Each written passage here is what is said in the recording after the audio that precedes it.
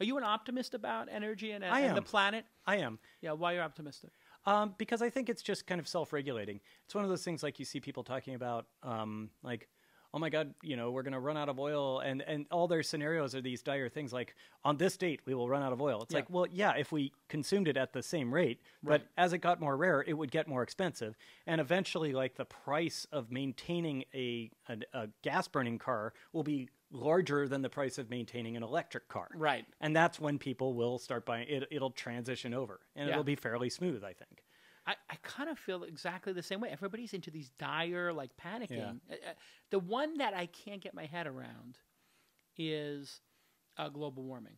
Okay. Because is it too late, for humans to make a change? Could we have gone too far? Well, the other thing to ask is, like, okay, if we can, if it is not too late, right?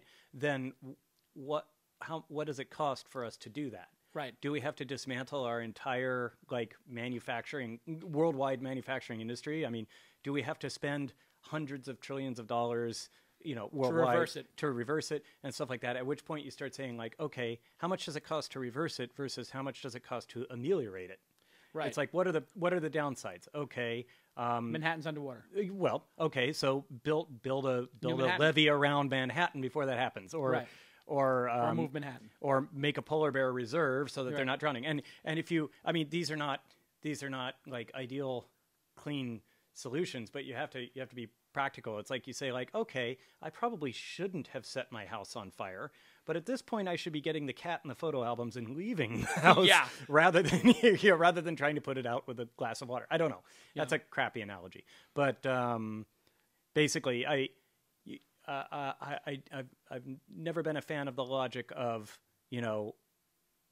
that nothing is a higher priority than climate change. I just have to say, like, there's a point at which, like, if it's too expensive, if we have to basically destroy modern society to get the climate under control, then I think the only solution is then say, like, well, how do we screwed up. Yeah. We have to ameliorate things. We can't. Yeah.